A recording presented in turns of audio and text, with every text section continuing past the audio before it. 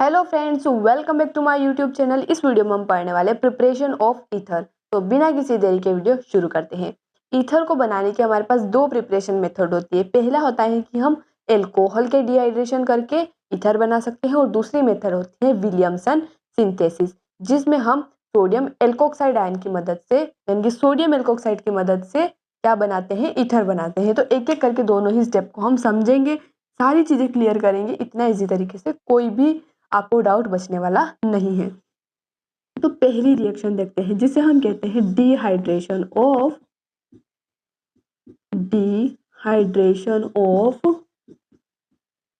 Alcohol, यानी कि alcohol की रिएक्शन होगी, वाटर का रिमूवल होगा। ये हमें नाम से क्लियर हो रहा है, कैसे होगा वो हम देखते हैं। ये रिएक्शन होती है प्रोटिक एसिड की प्रेजेंस में, जैसे कि H2SO4 H3PO4, जिसमें क्या होते हैं H+ आयन होते हैं। इस रिएक्शन में टेम्परेचर बहुत ज्यादा मैटर करता है। क्यों मैटर करता है, चलिए देखते हैं। ये हमारे पास एल्कोहल है CH3CH2OH, इसकी अब हम क्या करवाते हैं, H2SO4 की प्रेजेंस में रिएक्शन करवाते हैं, लेकिन टेम्परेचर डिफरेंट लेते हैं। पहले हम टेम्परेचर लेते हैं 443 केल्विन, दूसरी बार लेते हैं 413 केल्विन। तो देखिए प्रोडक्ट हमें डिफरेंट मिलेगा। जब 443 केल्विन टेम्परेचर, यानी कि ज़्यादा टेम्परेचर है, तो हमें एल्कीन मिल जाएगा CH2, और अगर कम टेम्परेचर है तो हमें CH3CH2O CH2CH3, यानी कि क्या मिल जाएगा, ईथर मिल जाएगा। यहाँ पर दो एल्काइल ग्रुप लगे हुए हैं, तो ये हम 2 टाइम्स एल्कोहल लेते हैं, 2 मोल्स ऑफ एल्कोहल, इसलिए एक एक दोनों साइड लग जाते हैं। तो यहाँ पर टेम्परेचर बहुत मैटर करता है, क्योंकि अगर ज़्यादा टेम्परेचर होगा तो हमें एल्कीन मिल जाएगा, अगर कम टेम्परेचर होगा तो हमें जो चाहिए यानी कि ईथर वो हमें मिल जाएगा। तो ये रिएक्शन हुई कैसे, हमें मेन कौन सी रिएक्शन समझनी है, ये वाली कैसे होती है। तो चलिए स्टेप बाय स्टेप उसको समझते हैं। पहली स्टेप में क्या होता है, यहाँ पर 2 मोल्स ऑफ एल्कोहल है। सबसे पहले क्या होगा, CH3CH2OH वो H+ के साथ रिएक्ट करके प्रोटोनेटेड एल्कोहल बना देगा। H+ कहाँ से आया, ये जो हमने एसिड लिया है इसमें H+ प्रेजेंट होता है। तो यहाँ पर हमें क्या मिल जाएगा, CH3CH2OH2। कैसे मिला, यहाँ पर ऑक्सीजन पर पॉजिटिव चार्ज आ जाएगा। ऑक्सीजन के पास क्या होते हैं, लोन पेयर ऑफ इलेक्ट्रॉन होते हैं, तो ऑक्सीजन इस पर अटैक करेगा। ऑक्सीजन अटैक करेगा मतलब ऑक्सीजन वहां नहीं जाएगा। कोई भी अटैक करता है तो वो उसको अपने राज में ले आता है ना गाइस। जब भी युद्ध हो रहा है यहाँ पर, तो ऑक्सीजन ने अटैक किया एच के ऊपर, तो एच को वो अपने राज में ले आएगा किडनैप करके। यहाँ पर देखिए गाइस, ये OH2 बन गया, और ऑक्सीजन अपने इलेक्ट्रॉन इसको देती है, तो यहाँ पर ऑक्सीजन पर पॉजिटिव चार्ज आएगा। ये क्या है, प्रोटोनेटेड एल्कोहल बन गया। और ये बहुत फास्ट स्टेप होती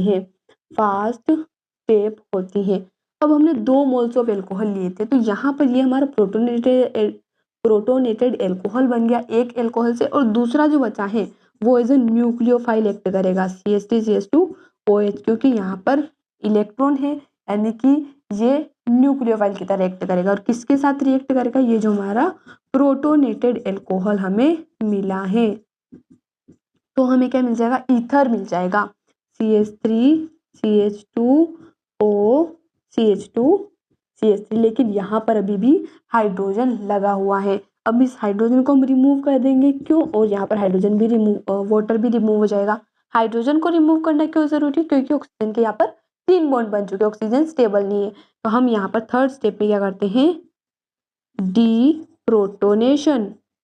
डीप्रोटोनेशन का मतलब होता है कि हाइड्रोजन का रिमूवल, जो पॉजिटिव आयन है उसका रिमूवल। तो डीप्रोटोनेशन यहाँ पर हो जाता है, और हमें क्या मिल जाता है, केवल CH3CH2O CH2CH3, ये हमारा क्या हो गया, ईथर हमें मिल जाता है।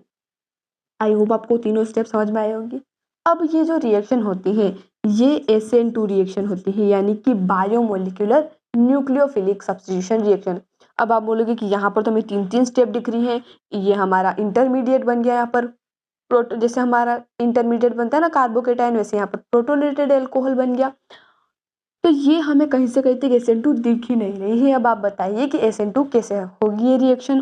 तो देखिए SN2 रिएक्शन में क्या होता है, सबसे पहले तो कि 1 डिग्री हमारा एल्काइल हैलाइड होता है, यहाँ पर अगर बात करें तो 1 डिग्री एल्कोहल होगा। उसके अलावा यहाँ पर न्यूक्लियोफाइल अटैक करेगा, ठीक है। और उसके अलावा यहाँ पर एक स्टेप में ये रिएक्शन कंप्लीट होनी चाहिए।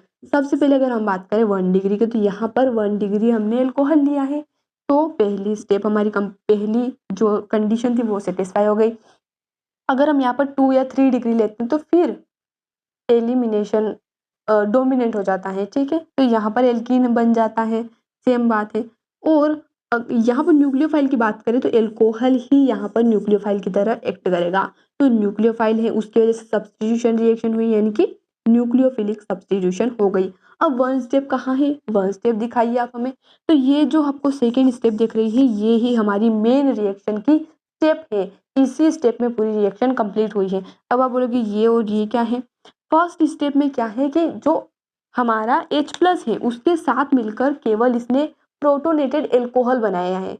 ये बहुत फास्ट स्टेप होती है, तो इससे रेट डिटरमाइन नहीं की जा सकती, तो इसको हम काउंट नहीं करेंगे मेन स्टेप में। मेन अगर फर्स्ट स्टेप 1 स्टेप की अगर हम बात करें तो ये होगी, क्योंकि यहाँ पर न्यूक्लियोफाइल आया, उसने अटैक किया और हमारा ईथर मिल गया। और यहाँ पर हाइड्रोजन तो रिमूव हो जाएगा क्योंकि वो कैटेलिस्ट है, तो वो उसको रिमूव होना ही पड़ेगा। कैटेलिस्ट रिएक्शन में इन्वॉल्व थोड़ी ना होता है। तो ये हमारी क्या हो गई, SN2 रिएक्शन हो गई। डिहाइड्रेशन ऑफ एल्कोहल से इस तरह से हम ईथर बनाते हैं।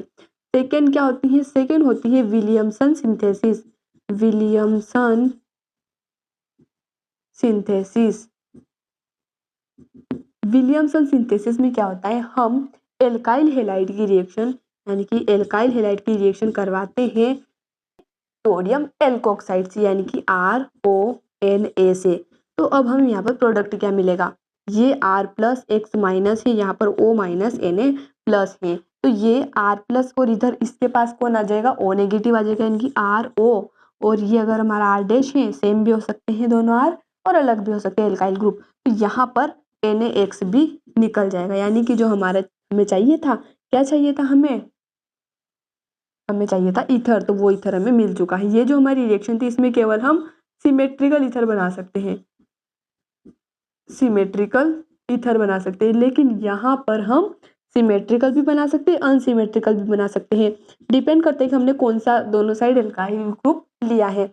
अब यहाँ पर जो हमने एल्काइल हैलाइड लिया है वो प्राइमरी एल्काइल हैलाइड है। क्यों, क्योंकि अगर सेकेंडरी और टर्शियरी लेंगे तो हमें पता है कि कौन कंपीट करेगा, elimination reaction compete over substitution. तो इस वजह से यहाँ पर एल्कीन मिल जाएगा, क्योंकि स्ट्रॉन्ग बेस तो है, ये न्यूक्लियोफाइल तो है लेकिन साथ में स्ट्रॉन्ग बेस भी है, तो इस वजह से यहाँ पर हमें एल्कीन मिल जाएगा, एलिमिनेशन रिएक्शन हो जाएगी। और हाँ, विलियमसन सिंथेसिस में जैसा हमने देखा कि सोडियम एल्कोक्साइड है, अब हम यहाँ पर फिनोल में भी, यानी कि सोडियम फिनोक्साइड से भी इसकी रिएक्शन करवा सकते हैं। कैसे करवाएंगे, सबसे पहले हम यहाँ पर लेंगे फिनोल, ये हमारा फिनोल है, इसकी रिएक्शन अगर हम NaOH से करवाते हैं तो हमें सोडियम फिनोक्साइड आयन मिल जाता है, यानी कि यहाँ पर ONa लग जाएगा, O- है Na+ है। इसकी रिएक्शन फिर RX से करवाते हैं तो R+X- यानी कि OR यहाँ पर लग जाएंगे, ये हमारा OR हो जाएगा, और कौन निकल जाएगा, NaX निकल जाएगा। तो ये हमारी रिएक्शन होती है। अगर फिनोल से हमें बनाना हो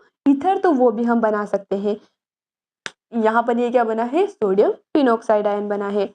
तो आई होप गाइस आपको वीडियो पसंद आया होगा। मिलते हैं अगले वीडियो में नए टॉपिक के साथ। धन्यवाद।